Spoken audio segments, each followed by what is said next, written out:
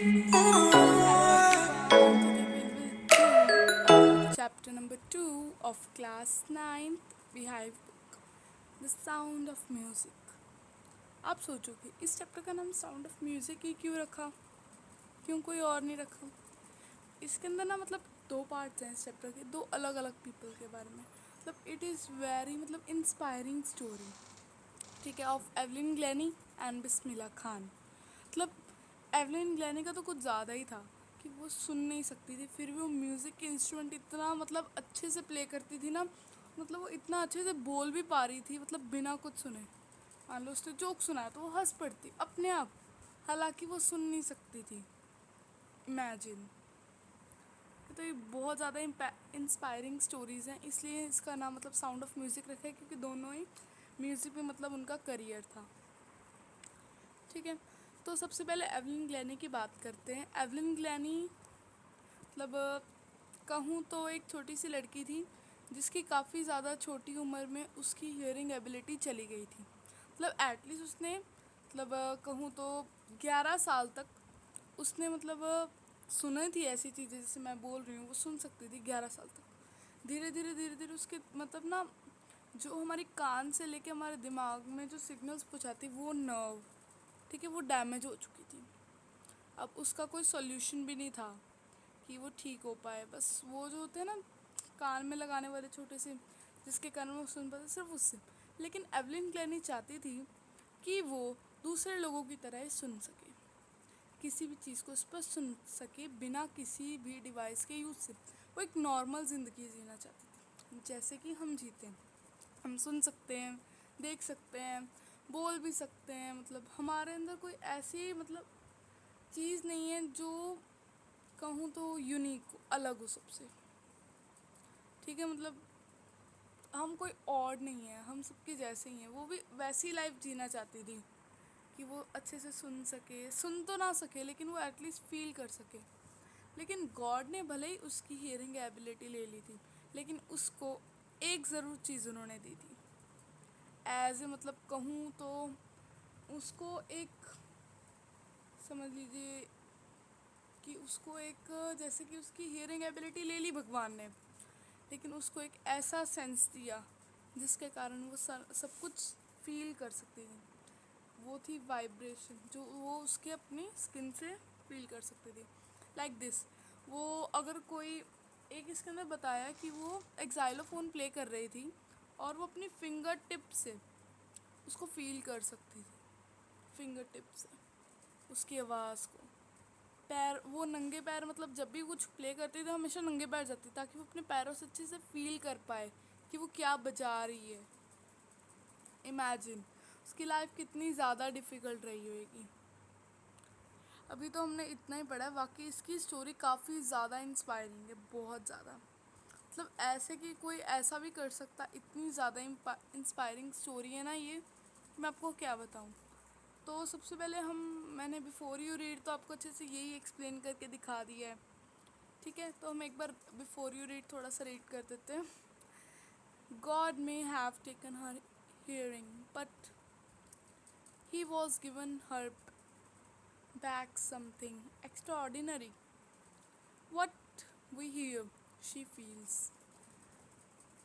far more deeply than any of us. That is why she expresses music so beautifully. वो feel कर सकती थी, जितना हम सुन सकते हैं ना उससे भी कहीं ज़्यादा डीपली वो उसको फील कर सकती थी। तो चलो अब उसके थोड़े बहुत पर्सन के बारे में अच्छे से पढ़ते हैं, जो हमारी एवलिन ग्लैनी है। आप एवलिन ग्लैन भी कह सकते हो, मैं एवलिन ग्लैनी कह सकती हूँ, दोनों मीनिंग सेम ही है, आप जो मर्जी कह सकते हो। रश आर क्राउड्स जॉस्टल, यहाँ पे जॉस्टल का मतलब है भीड़ भाड़, जहाँ पे धक्का मुक्की हो रही हो। फॉर पोजीशन यानी जगह के लिए। On the underground train platform, यानी कि अंडरग्राउंड जो ट्रेन प्लेटफॉर्म होता है वहाँ पे।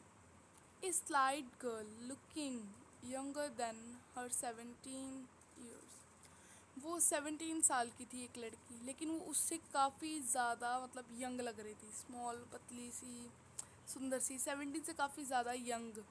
यानी कि अगर मैं 17 की है वो, तो वो 14 to 15 की लग रही होगी।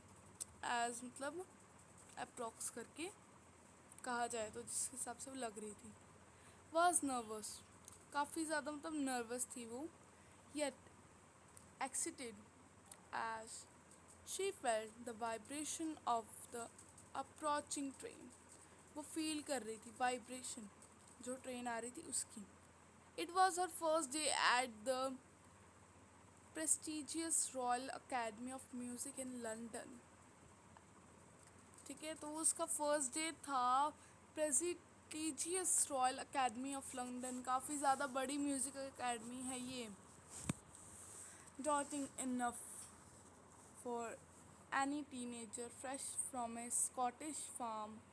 But this aspiring music faced a bigger challenge than most. She was profoundly deaf. यहाँ पे क्या गया, ये बहुत ज़्यादा बड़ी अपॉर्चुनिटी है एक टीनेजर की। टीनेजर वो होता है जो 13 से 18 साल की उम्र में आता है। ठीक है, यानी कि अभी आप 9th में हो तो ऑब्वियसली आपकी एज 13 होगी या 14 होगी। मेन तो 14 ही होएगी, 13 है तो भी ठीक है। इसका मतलब है आप भी टीनेजर हो। ओके, टीनेजर मतलब वो एज ग्रुप होता है, ना तो हम उसको अडल्ट कह सकते हैं और ना हम उसको बच्चा कह सकते हैं। वो एक मिडल एज होती है। ठीक है, देन उसके लिए एक बहुत बड़ा चैलेंज था, मतलब इस मुकाम को हासिल करना। वो प्रोफाउंडली डीप थी, यानी बहरी थी। Evelyn Glennie's loss of hearing had been gradual. Her mother remembers noting something was wrong.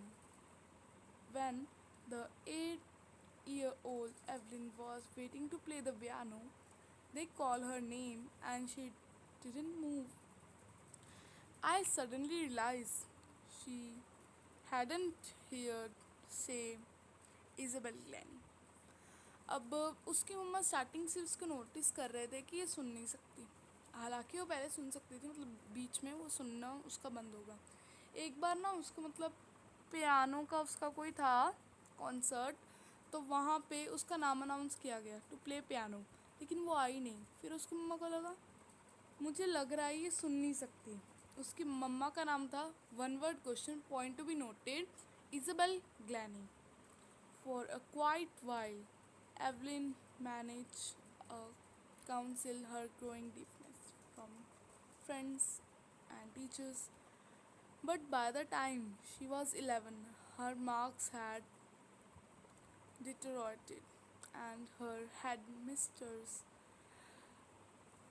urged her parents to take her to a specialist. कि तो एक बार इतने का मतलब समझते हैं।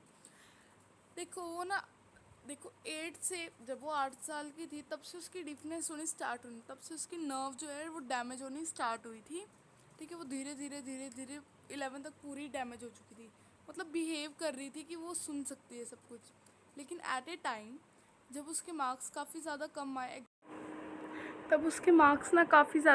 आए, सो उसकी मम्मा को तब अच्छे से रियलाइज़ हुआ कि अब ये सुन नहीं सकती है। तो फिर उसको उसके फ्रेंड्स और उसके टीचर्स ने एडवाइस किया कि वो एक स्पेशलिस्ट के पास जाए। ठीक है, it was then discovered that her hearing was severely impaired as a result of gradual nerve damage. देखिए उसके नर्व डैमेज के कारण वो मतलब ये अच्छे से मतलब डिस्कवर हो गया कि अब वो बिल्कुल भी नहीं सुन सकती। They were advise that she should be fitted with hearing aids जो कान में डालते नहीं है, जो लोग सुन नहीं सकते उनके लिए, and send to a school for the deaf. उसको वो स्कूल में भेजा जाए जहाँ पे मतलब बहरे, अंधे और कहूँ गूंगे होते हैं, डेफ हो गए और ब्लाइंड एक्सेट्रा एक्सेट्रा, वहाँ पे भेज दिया जाए। ब्लैक, ब्लाइंड, ठीक है। एवरीथिंग सडनली लुक ब्लैक, सब कुछ काला अंधेरा हो गया, सब तरफ अंधेरा हो गया, एवलिन ग्लैनी ने कहा। But Evelyn was not going to give up, वो गिव अप नहीं करना चाहती थी। She was determined to lead a normal life and was her interest in music one day she notice a girl playing a xylophone। xylophone ये होता है musical instrument होता है, ठीक है। एक रॉड होती है, मतलब वुडन बार्स पे मारी जाती है वो, ठीक है। वो डिफरेंट लेंथ की होती है वुडन बार्स, ठीक है। तो उसने काफ़ी ज़्यादा नोटिस किया उस गर्ल को and decided that she wanted to play it too. Most of the teachers, उसके काफ़ी ज़्यादा टीचर्स ने उसको डिस्करेज किया, ठीक है। इनकरेज का उल्टा होता है discourage. Her but percussionist Ron Forbes spotted her potential। अब यहाँ पे percussionist एक नाम है, अब एक पर्सन होता है जो प्ले करता है ड्रम और तबला, ठीक है। वो था Ron Forbes. Point to be noted, कौन वो था जिसने उसको मतलब अप्रिशिएट किया थोड़ा, वो था रॉन फॉर्ब्स, ठीक है। उसने उसको थोड़ा सा अप्रिशिएट किया। He began by turning 2 large drums to different notes. पहले उसने उसको नोट्स मतलब थोड़े से लिसनिंग उसकी चेक की। Do not listen through your ears, तुम अपने कानों से मत सुनो। He would say try to sense it some other way, कुछ और तरीके से इसको सेंस करने की कोशिश करो, says Evelyn. Suddenly I realised I could feel the higher drum from the waist up, waist के ऊपर वाला पार्ट, ठीक है। यानी हमारा स्टमक हो गया और हमारे हार्म्स वगैरह, ठीक है। वेस्ट के ऊपर वाला part and the lower one from the waist down. जो अपने नोट्स होते हैं वो जैसे ढोलकी में नहीं होते, तारों को टाइट कर देते, तारों को खुला कर देते, उस हिसाब से, ठीक है। कुछ नोट्स को तो वो अपने ऊपर वेस्ट के ऊपर वाले पार्ट से सुन पा रही थी और कुछ को वेट्स के नीचे वाले पार्ट से, ठीक है। एंड देन उसने क्या किया, जो फ्रॉब्स था उसने रिपीट किया था एक्सरसाइज, उसने फिर से उस एक्सरसाइज को रिपीट किया and soon Evelyn discover that she could sense certain notes in different parts of our body. उसने कहा कि मैं फील कर सकती हूँ साउंड को bye my parts of body. I had learned to open my mind and body to sound and vibration। मैंने अपने दिमाग और अपनी बॉडी को अच्छे से खोल दिया कि अच्छे से मेरे को वाइब्रेशन की फीलिंग हो। The rest was sure, determinant and hard work।